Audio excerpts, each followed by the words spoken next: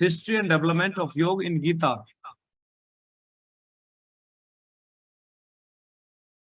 गीता में योग का इतिहास और उसका विकास। तो ये तो हम सब जानते हैं कि गीता में योग के विषय में कितने बड़े स्तर पे कहा गया है। जैसे उपनिषद अपने आप में ही लगता है कि योग की दूसरी किताब है, गीता तो अपने आप में योग की किताब है। दूसरी छोड़िए, पहली छोड़िए।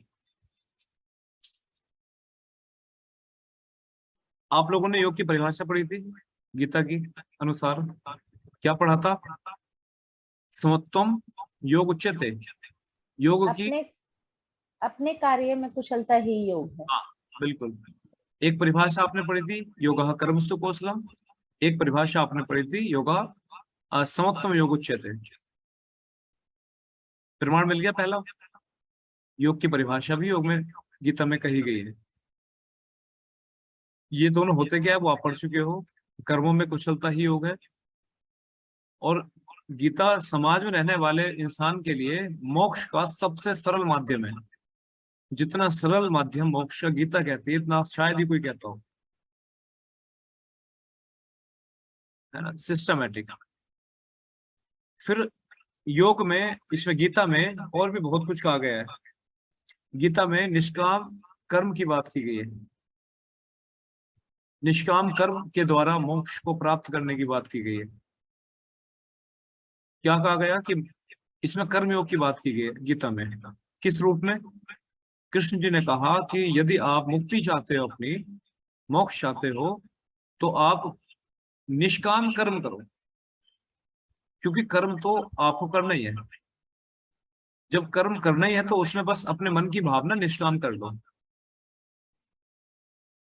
यदि आप सकाम रखोगे तो आपको वही कर्म कर्म बंधन में बांध देगा। आपको यही कर्म बंधन बार बार जन्म मरण के लिए प्रेरित करेंगे। इन्हीं कर्मों को भोगने के लिए आपको बार बार जन्म लेना पड़ेगा, फिर मरना पड़ेगा। मतलब फिर से वही आप जन्म मरण के चक्र से बंधे रहोगे। और यदि आपको ये चाहा है मन में कि मैं मोक्ष प्राप्त करूं, अर्थात मुक्ति पालूं, कि मुझे जन्म मरण के बंधन से मुक्ति मिल जाए, तो इसी कर्म में बस आपको ऐड करना है निष्काम भाव। तो यही कर्म आपका निष्काम कर्म कहलाएगा। मतलब किसी भी तरह की चाह मन में न रखना। एग्जाम्पल से समझते हैं निष्काम कर्म क्या होता है।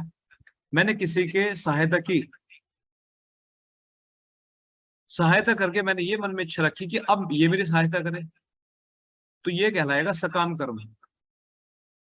मैंने उसकी सहायता की पर इच्छा मन में रखी, सकाम कर्म है कि मेरी ये भी सहायता करे। निष्काम कर्म क्या होता है? नेकी कर कुएं में डाल, एक आम सी भाषा है सामाजिक। नेकी कर कुएं में डाल या दरिया में डाल, चलो जो भी नजदीक को डाल दो उसमें। नेकी कर दरिया में डाल। तो ऐसा कर्म जानते हो आप किसी को दुनिया में कोई करता हो? समाज में आपने देखा किसी को कि बस हम तो कर्म कर रहे हैं, कोई इच्छा नहीं? अब जैसे मान लो मैंने कहीं दान किया, तो पहले ये रखा कि कोई मेरी वो करे, प्रशंसा करे कि भाई कितने दयालु इंसान है, कितने, है ना, होगी ना, होगा ऐसा काम। स्वकाम कर्म हो गया। निष्काम कर्म इस दुनिया में कौन है आप जानते हो जो करता हो? ज्यादा नहीं, थोड़े बहुत करता तो है। एक माँ ऐसी है दुनिया में जो निष्काम कर्म करती है सबसे ज्यादा। माँ मतलब इंसान की तो चलो कह देते हो आप, इंसान की तो कह दोगे कि इसलिए माँ तो बच्चे के सुसु पोटू को अपने हाथ से धो रही है कि कल को ये इच्छा रखे कि भाई ये बच्ची मेरी सहायता, मेरी हेल्प करे, बुढ़ापे में मेरे काम आए। कह दोगे आप इंसान को? एक माँ जब बिस्तर, चलो अब तो डायपर आ गए, जब बच्चा रात को सुसु कर लिया करता था तो रात को माँ उसको गिले की बजाय सूखे में सुला दिया करती थी, और खुद गिले में सो जाती थी। ना तो घिन करती थी बच्चे का सुसु है ना। कितनी बार बच्चा दूध की उल्टियां माँ के ऊपर कर देगा, कोई घिन नहीं होगी, है ना। और माँ किसी भी स्थिति में क्यों ना हो, चलो आप आज आप बच्चे हो, माँ जवान है, और माँ ने इसलिए आपके कि करो कोई हम बुढ़े होंगे बच्चा हमारी हेल्प करेगा ना। आप इस दुनिया में ऐसा एग्जाम्पल देखो जिसका बच्चा अपंग है और माँ इतनी बुढ़ी हो गई कि चल भी नहीं पा रही, फिर भी बच्चों को खाना खिला रही है, बना बना के खिला रही है। अब बताओ कौन सी इच्छा रख रही है वो माँ कि ये बच्चा मुझे बुढ़ापा में खिलाएगा, और कब आएगा बुढ़ापा? जो खुद उठ नहीं पा रही, उम्र होगी 90 प्लस हो गई। चलो इंसान को छोड़ दो एक मिनट के लिए, हम पढ़े लिखे लोग हैं, हम समझदार हैं, हम चाह रखते हैं कि कल कोई हमारी सहायता करे। पशुओं को देखो, आप पशुओं को देखो ध्यान से, माँ को, पशुओं की माँ को, उन्हें क्या मतलब पता कौन सा एक जगह एक घरेल एक कुत्ता, सड़क का कुत्ता अपनी माँ को खाना ला खिला रहा है, एक टुकड़ा दबा के ले आया, ले माँ खा ले। लेकिन माँ भूखी रहेगी ना, आके बच्चों को खिला देगी। ये होता है निष्काम कर्म। ईश्वर ने शक्ति केवल स्त्री के पास ही दी, और वो भी माँ रूप में। समझ रहे हो? इसे कहते हैं असल में निष्काम कर्म, जो ना तो आपको जताती ना एहसास दिलाती। वो बात अलग है, फिल्मों में डायलॉग आ गए, बेटा तुझे 9 महीने कोख में रखा, वो अलग बात है, ये तो फिल्मी डायलॉग है ना। लेकिन वास्तविकता में ये शक्ति ईश्वर ने सिर्फ एक स्त्री को दी है, वो स्त्री किसी भी रूप में क्यों ना हो। एक मैं वीडियो देख रहा था पशुओं की, एनिमल्स की। एक मगरमच्छ एक नदी में जा रहा था, एक हिरन का बच्चा, छोटा बच्चा गलती से नदी में घुस गया। उसकी माँ ने देखा, अब वो आवाज से लगा नहीं सकती कि बेटा बाहर आ जा, अंदर मगरमच्छ है। मगरमच्छ तेजी से उसकी तरफ बढ़ा चला रहा था। तो जब माँ ने देखा कि मगरमच्छ उसकी तरफ आ रहा है, तो आके भाग के तेजी से मगरमच्छ के सामने खड़ी हो गई। ठीक है, और वो बच्चे के साइड में आके खड़ी हो गई ताकि बच्चा निकल जाए।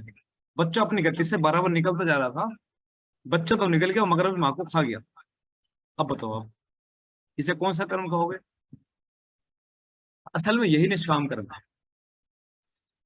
है ना। Yes sir. इसी कर्म को कृष्ण जी ने कहा कि यदि आप समाज में रहते हुए बस अपने कर्म तो आप कर ही रहे हो, सिर्फ भावना तो ऐड करनी है। और देखो ये भावना ऐसे ऐड नहीं होती कि अब मैंने सोचा और कर दिया। हमें कुछ ना कुछ करने के लिए एक माध्यम चाहिए होता है।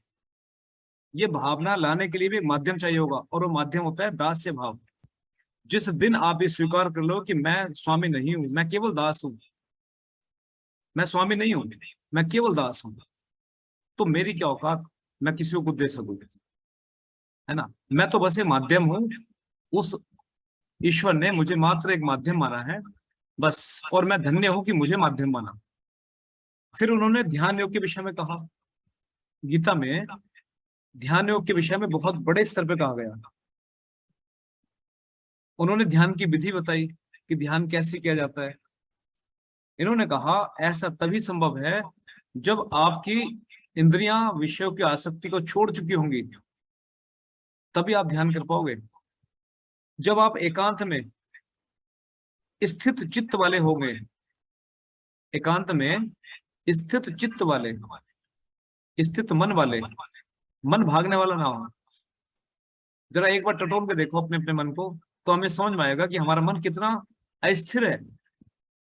जब हमें एकांत मिलती है हम पागल हो जाते हैं, एकांत मिलती है हम पागल हो जाते हैं, या तो हम तरह तरह से अपने को एकांत में नहीं रहना चाहते, या तो हम टीवी के पास है, रिमोट उठा लेंगे, टीवी ऑन कर देंगे, है ना। मोबाइल हाथ में है तो सोशल मीडिया ऑन कर देंगे।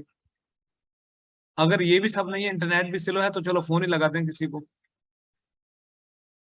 हम पागल हो जाएंगे। हमें सर अकेला, किस सर किसी को बुला लेते हैं, किसी के घर चले जाते हैं, बट अकेला नहीं वही रहना वही, चाहिए। अगर ये भी सब माध्यम ना हो तो इंसान अपने घर से निकल जाएगा, बेवजह इधर उधर घूमने फिरने निकल जाएगा।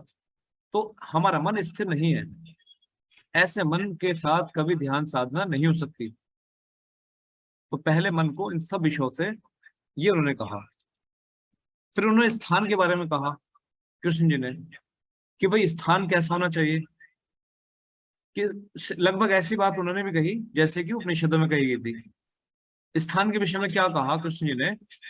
कहा कि शुचो देशे प्रतिस्थाप्य स्थिर मासन मात्मनम नातृ छिद्रम नासिकाग्र चला जिन कुशोत्तरम। समझ में आ गया? ठीक है, अब इसका अर्थ समझते हैं। ऐसा स्थान होना चाहिए जो पवित्र हो, सबसे नीचे वस्त्र बिछाया जाए, उस पर मृग चर्म, वस्त्र के ऊपर मृग चर्म मतलब हिरण की चमड़ी, उसके ऊपर कुश से बना हुआ एक आसन। अब ये कुश क्या होता है? कुश ये घास होती है ना, जिसके पहले लोग छप्पर बनाया करते थे, है ना।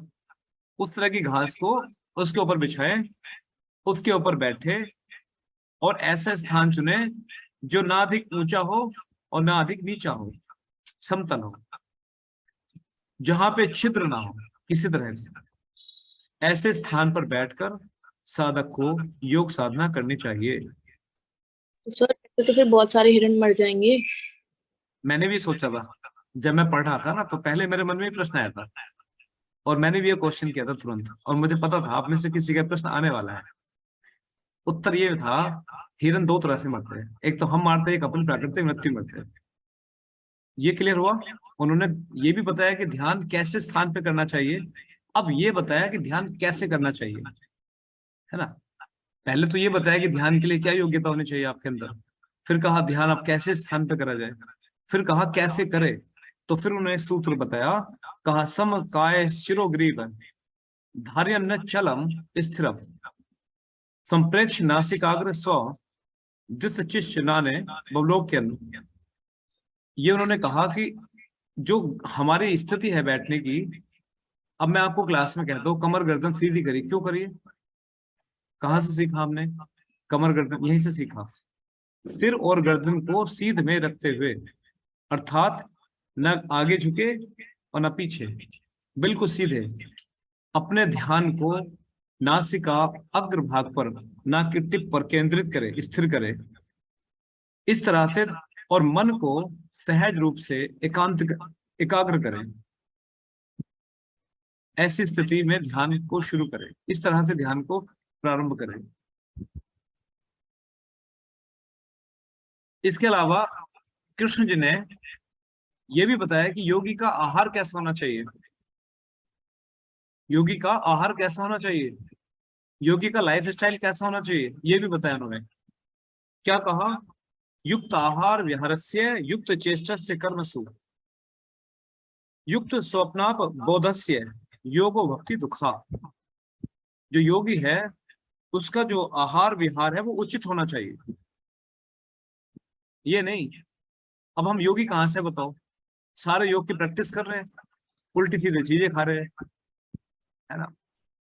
तो हमारा ना आहार उचित है, ना हमारा विहार उचित है, ना हमारा सोना ठीक है, ना उठना ठीक है, ठीक है। उसकी सभी क्रियाएं भी उचित होनी चाहिए, उसका सोना जागना समय पर होना चाहिए।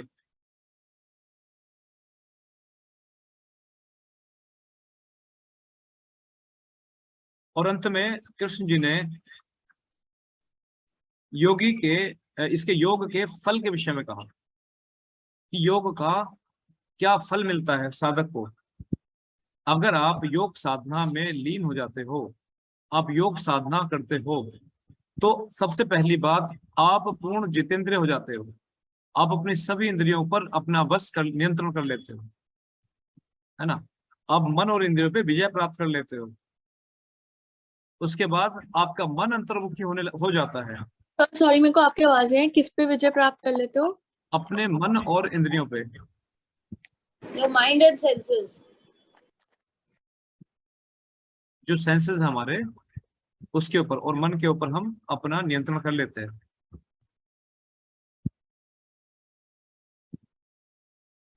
साधक अपने आत्म स्वरूप को पहचान लेता है, साधक अपने आत्म स्वरूप को पहचान लेता है, ये उसको फल मिलता है। और सभी पदार्थों में वह आत्मवत व्यवहार करता है। आत्मवत व्यवहार मतलब समझ रहे हो, इसमें भी आत्मा है, मुझ में भी आत्मा है, जो मुझ में है वो इसमें भी है, सेम आत्मा है। आत्मवत व्यवहार यही सिखाता है कि हम जीवों पे भी दया करें, और जब हम अपने को देख के दुखी होते हैं, अपने के साथ एक उंगली कट जाए बच्चे की, दूसरे की हम गर्दन काट डालते हैं, तो ये आत्म व्यवहार उसमें आ जाता है। जो साधक है सर्वत्र आत्म भाव देखता है, वो सब जगह पे आत्म भाव से ही देखेगा, ये भी मेरा और ये भी मेरा, है ना। इसमें भी वही है, ये भी मेरा उतना ही नजदीकी है जितना वो है। और हमेशा वो प्राणियों के लिए कल्याणकारी कर्मों में लग जाता है, सभी जीव जंतु की सहायता सेवा सब करता है ना, कल्याणकारी कर्म में वो लगा रहता है। फिर ये थोड़ा पॉइंट वो समझाना, कल्याणकारी मतलब तो दूसरे के लिए हेल्पफुल हो, चाहे वो जीवों के लिए हो या मनुष्यों के लिए हो, प्राणियों के लिए, जीवों के लिए, जंतुओं के लिए, सभी तरह के प्रकृति में जो भी, उन सब के लिए वो कल्याणकारी कार्यों में लग जाता है। और ये इन सब बातों से पता लगता है कि योग का एक बड़ा प्रमाण गीता के अंदर है ना। और अपने आप में कई बार देख के लगता है कि जो गीता है वो योग का ही दूसरा ग्रंथ है। और गीता में मुख्य रूप से कर्म योग, भक्ति योग और ज्ञान योग की बात कही गई है। इतने तरह की योग की विधाएं इसके अंदर है। तो इससे प्रूव हो रहा है कि योग का अस्तित्व गीता में भी है।